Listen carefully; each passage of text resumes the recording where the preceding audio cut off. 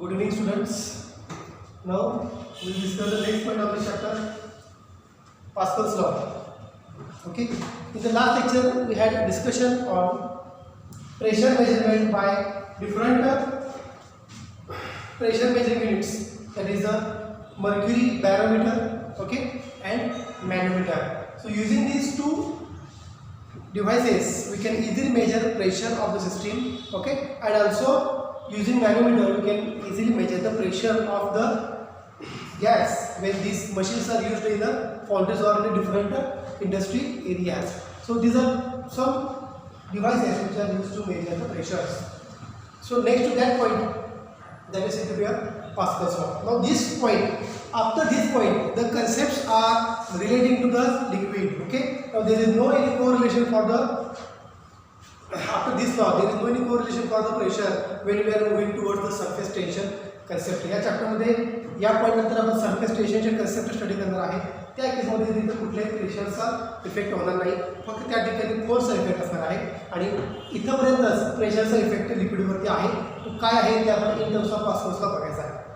So this is the Pascal's law which is used in automobiles areas, automobiles industries, only automobiles. While having a brake, when you are applying a brake, then what happen? Suddenly car stops. Is it clear? मग तुम्ही जेव्हा break लावता त्याला suddenly car stop होते, याचा अर्थ काय? तुम्ही एका पॉईंटला कमीत कमी प्रेशर अप्लाय करताय, पण ते pressure force per unit area कमीत कमी अप्लाय करताय, पण ते त्याचं conversion maximum force per unit एरियामध्ये कन्वर्जन होत आहे. त्यामुळे गाडी काय होते, इमिडिएटली स्टॉप होते. So these are said to be hydraulic brakes concept used in automobiles, and all these concepts are based upon Pascal's law. Hydraulic brakes घ्या किंवा हायड्रॉलिक लिफ्ट घ्या. बऱ्याच वेळेला कार सर्व्हिसिंग करताना एका पॉईंटला प्रेशर अप्लाय केलं जातं, दुसऱ्या पॉईंटला कार अशी वर येते किंवा कार अशी खाली जाते, पण एका पॉईंटला प्रेशर जे अप्लाय केलेलं असतं हे खूप कमी असतं. मग ते कमी प्रेशर जास्त प्रेशरमध्ये कसं कन्वर्ट होतं हे सुद्धा काय आहे, पास्कल लॉचं ॲप्लिकेशन आहे. Means this law is very applicable in all the hydraulics concepts in automobile industries or the automobile fields. So what is this Pascal's law? That we'll see statement first. पहिल्यांदा आपण statement काय ते बघू, नंतर आपण याचं discussion करू. So Pascal's law, the pressure applied to enclose the fluid, हे सगळं आपण बघायचं आहे. The pressure applied to enclose the fluid at rest. Pressure applied to enclose the fluid at rest which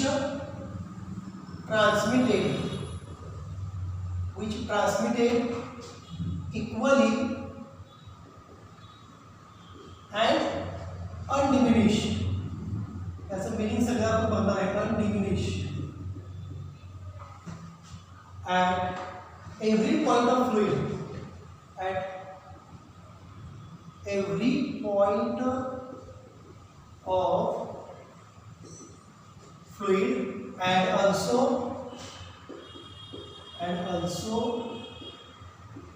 walls of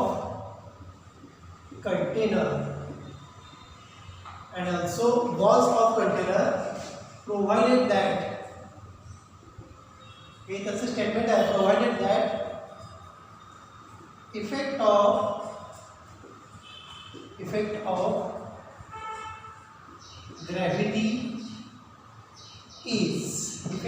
gravity is neglected. इतकं मोठं statement आहे, हे लक्षात कसं ठेवायचं. Pressure apply to enclose the fluid म्हणजे एक एनक्लोज कंटेनर आहे, त्याच्यामध्ये फ्लुइड आहे, त्याच्यावरती अप्लाय केलं प्रेशर, मध्ये फ्लुइड कसं आहे, at rest. The fluid is not said to be in motion. At rest which transmitted equally and undiminished. Undiminished म्हणजे कुठेही प्रेशरची व्हॅल्यू, प्रेशरची किंमत कुठेही कमी होत नाही, ती वाढतच जाते. Undiminished at every point of the fluid and also walls of the container, provided that effect of gravity is neglected. म्हणजे जर ग्रॅव्हिटी निग्लेक्ट केली तरच हा पास्कल्स लॉ ॲप्लिकेबल असणार आहे, otherwise this law is not applicable.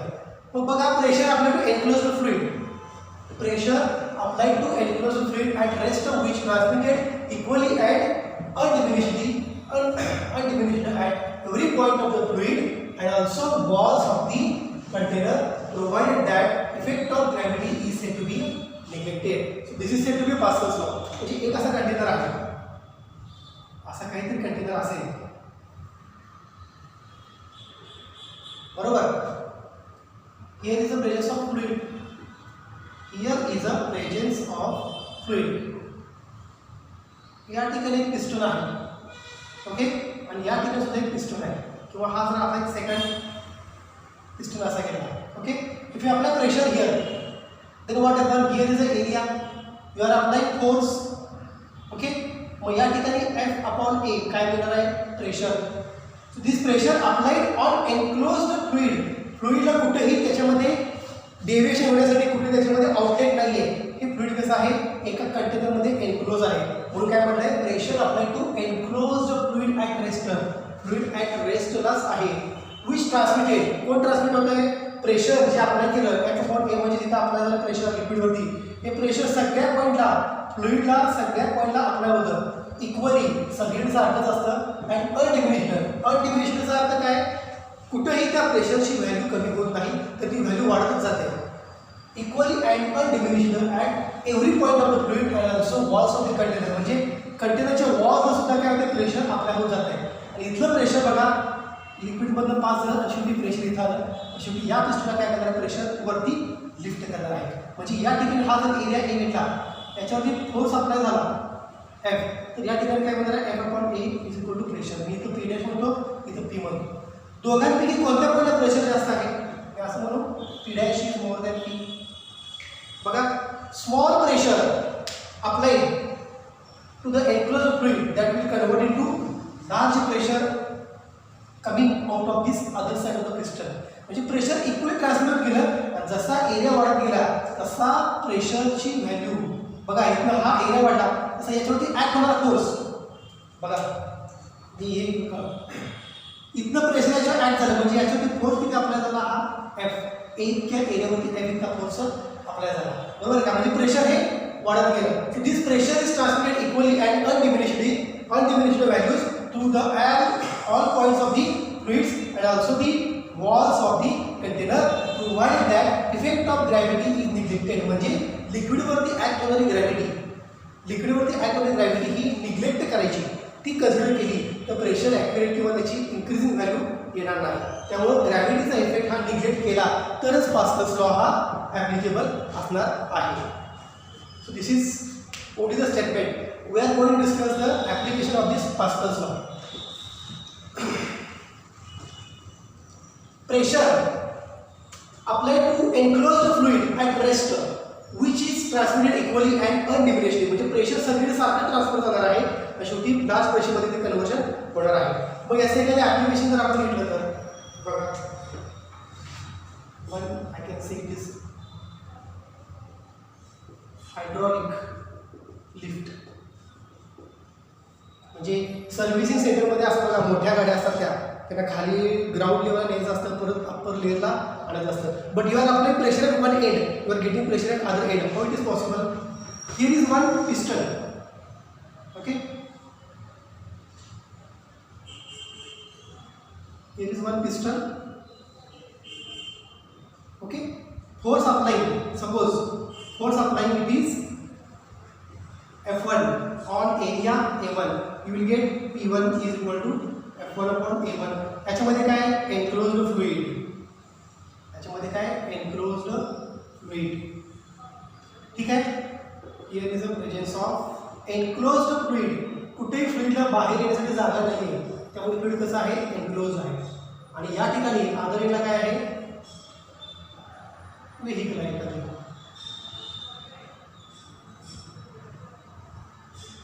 Okay, if you apply pressure at one end P1, but we know that pressure at all levels, इथं जे pressure apply केला या ठिकाणी इथं जर तुम्ही कंटिन्यू केला तर इथलं प्रेशर सेमच असणार आहे. त्यामुळे या ठिकाणी जे काय प्रेशर लागणार आहे ते सपोज असेल P2, म्हणजेच P1 इज इक्वल टू काय असणार आहे, P2. फक्त एरिया वाढला त्यामुळे काय झालं, फोर्स जास्त या ठिकाणी अप्लाय झाला. म्हणजे इकडून जे प्रेशर पास झालं लिक्विडमधून, बरोबर, इकडून प्रेशर बघा, याच्यावर प्रेशर किती लागलं, P2. बरोबर. म्हणजे याच्यावर फोर्स किती अप्लाय झाला कारावरती F2. म्हणजे इथं प्रेशर P1 अप्लाय झालं ते लिक्विडमधून इक्वली आणि अनडिमिनिश्ड पास झालं. ओके. आणि इकडून परत ते प्रेशर काय करणार आहे, या पिस्टनला वरती ढकलणार आहे. याच्या पिस्टनवरती कोण आहे, कार आहे.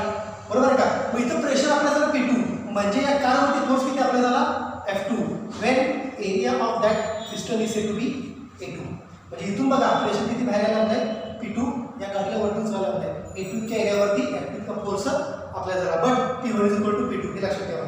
या ठिकाणी प्रेशर किती आहे, एका एंडला P1 is equal to F1 upon A1.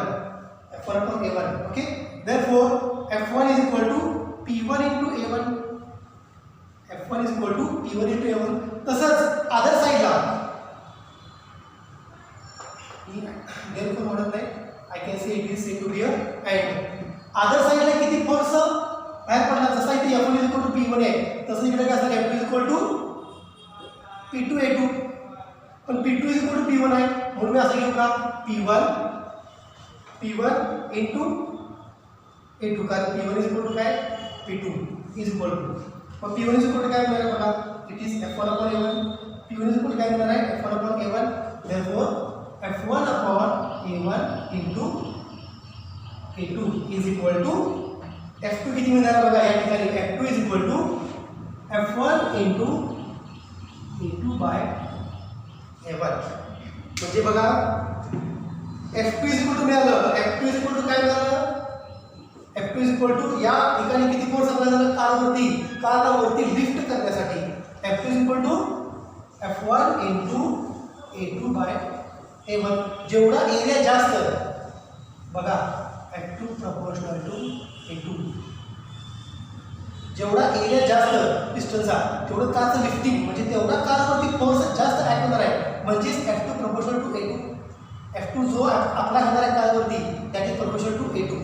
इकडे याचा जेवढा एरिया कमी तेवढा इकडे फोर्स जास्त अप्लाय होणार आहे. या इक्वेशनवरून बघा and F2 proportional to 1 upon A1.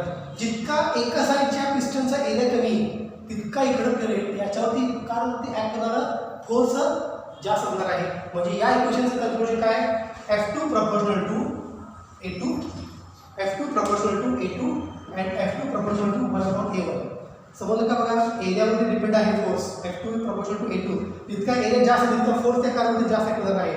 आणि इकडं या पिस्टनचा जर एरिया कमी असेल तर इकडं फोर्स जास्त अप्लाय होणार आहे. म्हणजेच F2 is proportional to 1 upon A1. म्हणजे प्रेशर काय झालं ट्रान्समिट झालं एका पॉईंट पासून दुसऱ्या पॉईंटला. काहीही प्रेशर कमी झालं म्हणून ते काय झालं या अदर एंडला फोर्स जास्त अप्लाय झाला एरिया A2 असल्यामुळं. त्यामुळे इकडे या ठिकाणी प्रेशर ट्रान्समिट झालं म्हणजे याच्यावर फोर्स जास्त अप्लाय झाला. का फोर्स जास्त अप्लाय झाला, why force is applied on the car is more because A2 is more. पिस्टनचा एरिया जास्त आहे म्हणून या कारवरती ऍक्ट होणारा फोर्स काय झाला F2 वाढला. म्हणजेच तुम्ही एका पॉईंटला एखादं बटन दाबताय कार सर्व्हिसिंग सेंटरमध्ये आपण बटन दाबतो म्हणजे एका ठिकाणी प्रेशर अप्लाय करतो ते फ्लुइडमधून पास होऊन अदर एंडला जातं आणि अदर एंडला काय कार काय होते car is moving upwards or car is moving downwards. By applying pressure at one end you are getting pressure or force on the car on the other end. So this is the application of Pascal's law as a hydraulic lifter. Same concept is applicable in hydraulic brakes. Hydraulic ब्रेक्समध्ये आपण जेव्हा break मारतो त्या ब्रेकच्या एका ठिकाणी पिस्टनला तुम्ही कमीत कमी एरियामध्ये प्रेशर जास्त अप्लाय करता. That minimum area maximum pressure converted into more area more force acting on wheels of the vehicle. म्हणजे गाडीच्या जे व्हेकलला फोर्स अप्लाय होतो त्या ठिकाणी पिस्टनचा एरिया जास्त असतो त्यामुळे तिथं फोर्स जास्त अप्लाय होतो. सेम प्रिन्सिपल यूज करून त्यामुळे गाडीला immediately it will be stopped when you apply brakes as a hydraulic brakes. So there is one homework for you, that is the hydraulic brakes. हे तुम्हाला होमवर्क आहे. नोट्समधून या पॉईंटचं जे काय कन्सेप्ट आहे ते व्यवस्थित वाचा आणि हा तुम्हाला एखादा होमवर्कसाठी मी पॉईंट दिलेला आहे hydraulic brakes. We have discuss the concept regarding the hydraulic lifter. म्हणजे कारला लिफ्टिंग करण्यासाठी किंवा लिफ्टिंग डाऊन करण्यासाठी लिफ्टिंग अप लिफ्टिंग डाऊन करण्यासाठी पास्कल्स लॉ हा वापरला जातो. तर हायड्रॉलिक ब्रेक्समध्ये सुद्धा काय होते पास्कल्स लॉ हा वापरला जातो. म्हणजे प्रेशर कुठे अप्लाय केलं जिथून प्रेशर बाहेर पडणार सगळीकडे प्रेशरची किंमत ही सारखीच असणार आहे हेच या पास्कल्स लॉने सांगितलं. आता त्यानंतर आपण आणखी एक एक्झाम्पल बघूयात.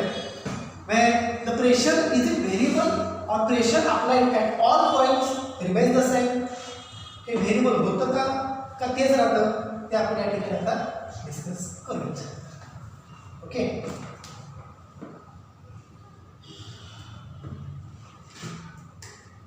आता एक अशी पिस्टन अरेंजमेंट आहे. ही फिगर तुम्हाला बुकमध्ये दिलेली आहे.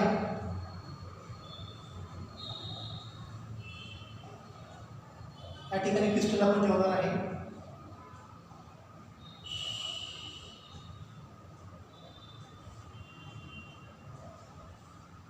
ओके. या ठिकाणी सगळं काय आहे फ्लुइड. इथे एक पिस्टन आहे. There is one piston at point A. Area आहे ए. फोर्स अप्लाय झाला आहे एफ. याच्यापेक्षा जास्त एरिया वाढला म्हणजे हा इथं असणार आहे पिस्टन असा. ओके. इथं फोर्स अप्लाय झाला 2F. एरिया किती घेतला 2A. हा पॉइंट बी. हा point C. Now here piston position is like this. Okay.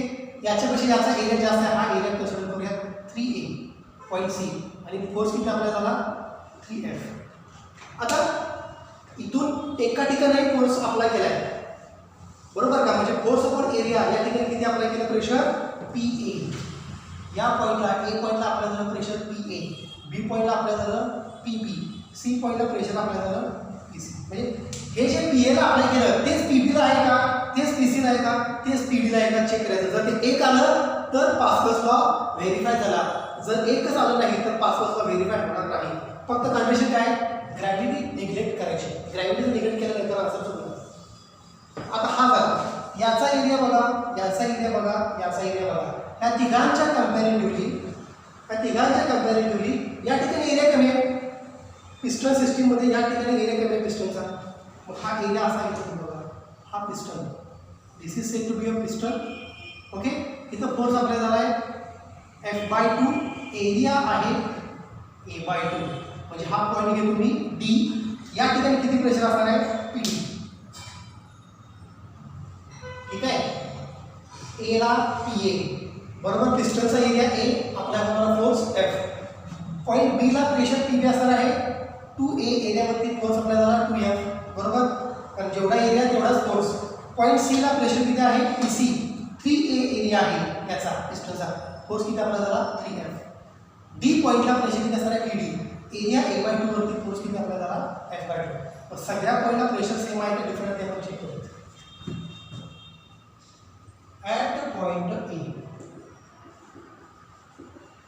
At point A, pressure PA ची डेफिनेशन काय आहे F/A. A पॉइंटला किती फोर्स आहे F आणि इथे एरिया किती आहे A. म्हणजे हे इक्वेशन 1 आहे प्रेशरचं. हे सगळं फ्लुइड आहे लक्षात घ्या. These are space of the container is filled by the fluids. हेच प्रेशर इक्वली इकडे मिळते का, हेच प्रेशर याला मिळते का, हेच प्रेशर इक्वली याला मिळते का ते आपण चेक करायचं. हा झाला पहिला पॉईंट. दुसरा at point B. At point B. B पॉइंटला प्रेशर PB. बी पॉइंटला प्रेशर किती आहे PB. PB is equal to काय फोर्स. किती फोर्स आपल्याला झाला बी पॉइंटला 2F. एरिया किती आहे 2A. म्हणजे इक्वल प्रेशर ट्रान्समिट झालं का बघा रिलेशन. Is clear. ए पॉइंटला जेवढं प्रेशर आहे तेवढंच बी पॉइंटला प्रेशर आहे. At point C PC is equal two point C ला प्रेशर बघा force upon area 3F upon 3A. 3F upon 3A. What you get F upon A. म्हणजे इक्वेशन 3. म्हणजे बघा याची व्हॅल्यू आणि याची व्हॅल्यू सेमच आहे का सेमच आहे. आणि fourth at point D. At point D. D पॉइंटला किती प्रेशर आहे PD. PD is equal to काय फोर्स. किती आहे फोर्स F/2. किती एरियावरती ॲक्ट झाला आहे A/2. So these two gets cancel. Again F upon A Equation 4. Okay. So what is your conclusion from these pressures?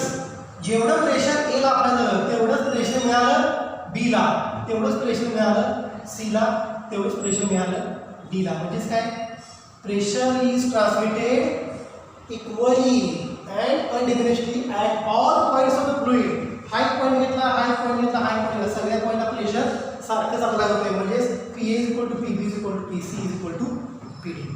So this is the application of Pascal's law. जेईला या चॅप्टरवरती बरेचसेच questions एक्झामला असणार आहे. जेव्हा आपले टीचिंग क्लास टू क्लासमध्ये सुरू होईल तेव्हा आपण याच्यामध्ये जेईमध्ये बरंच डिस्कशन करणार आहे. So here is end of this point the Pascal's law. So the next lecture we will discuss the concepts regarding the surface tension. That will be the new point. Okay. So we stop for this point, Pascal's law.